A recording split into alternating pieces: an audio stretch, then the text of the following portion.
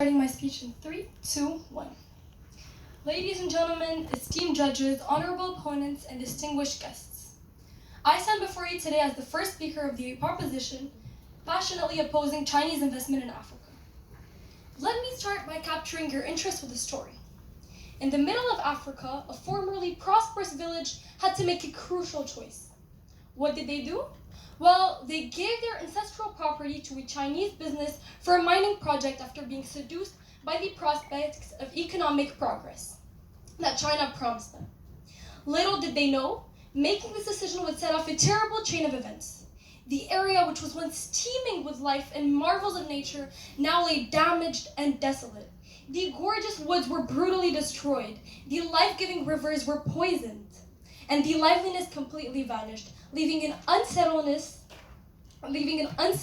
in what remained. But most importantly, the people who had hoped for wealth and who were lured by this once promising project were completely abandoned.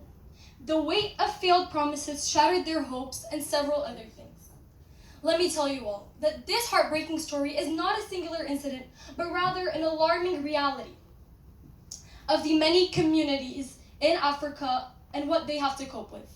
Chinese investment plunders the continent's priceless resources for short-term benefits by ignoring environmental regulations and transparency. It maintains a cycle of exploitation that deprives African countries of their natural heritage and causes them to become impoverished. Instead, we cannot turn a blind eye to the devastating consequences of such practices. Instead, let us stand united and resolute, opposing Chinese investment in Africa and demanding sustainable alternatives that prioritize the preservation of Africa's ecosystem, empower its communities, and safeguard its cultural legacy for generations to come. The time for action is now, for Africa deserves a future that is not deformed by devastation, but shaped by resilience, progress, and genuine partnership. In this speech, I will define key terms to establish our position. I will clarify our team's case through characterization. I will present 3 meticulously written arguments with persuasive analysis and real-world examples that will convince you all that Chinese investment in Africa is not the way to go. And finally, I will weigh the benefits of our side against the opposition's case and conclude with a powerful call to action. Firstly, to establish a clear framework, let us define our key terms. Chinese investment refers to the financial involvement of Chinese entities, both private and state-owned, in various sectors of African economies, including infrastructure development, mining, manufacturing, and agriculture. And Africa encompasses the diverse nations and people that make up the African continent. Now, moving on to the characterization. What is Team Prop trying to say today? Our team stands here not to hinder African economic growth or development, but to safeguard its sovereignty and well-being. We firmly believe that Chinese investment in Africa poses significant risks and challenges, threatening to undermine the very progress we seek to see. Our aim is to expose these dangers and persuade this House to reject Chinese investment, urging African nations to pursue sustainable partnerships that prioritize transparency, human rights, and environmental responsibility, which we will explain more in depth in the following arguments. Now, our first argument concerns how Chinese investment in Africa is marked by its exploitative nature as it takes advantages of the socio-economic disparities present across the continent. What does China do? China basically strategically exploits factors such as ineffective management, administrative weaknesses, policy uncertainties, and poor planning in certain African countries. This obvious profit-driven approach prioritizes Africa's own gains over the well-being of African communities, perpetuating a cycle of dependency and hindering genuine development that we are unable to see. An important factor we often disregard and a concerning aspect of Chinese investment lies in the provision of lower quality good.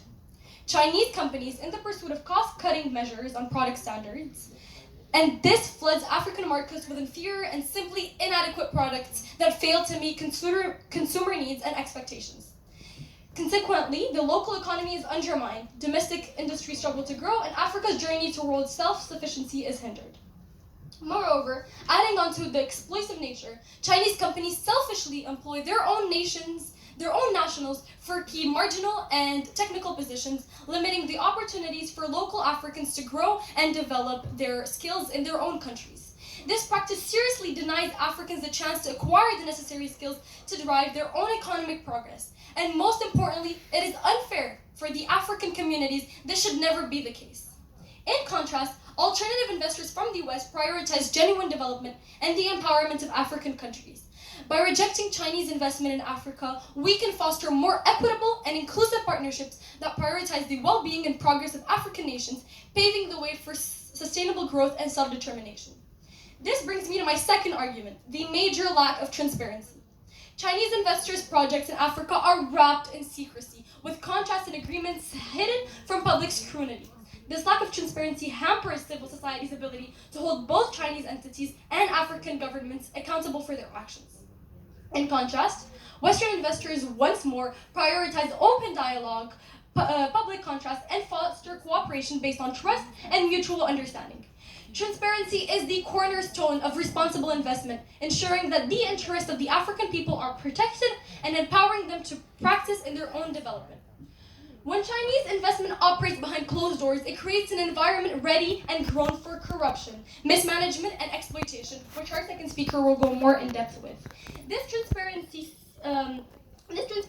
empowers African nations to actively engage in decision-making process, ensuring that their interest is safeguarded and the investment aligned with their national development goals. In conclusion, the lack of transparency in Chinese investment projects in Africa poses significant risk to the continent's development.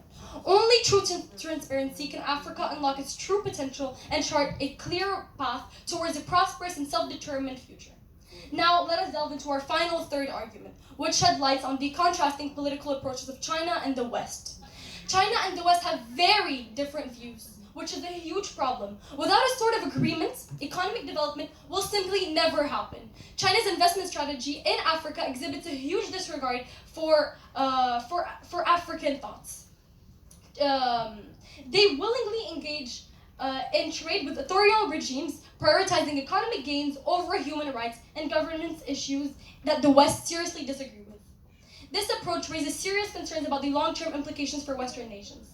By aligning themselves with China, African nations risk compromising their own values and reinforcing authoritarian regimes.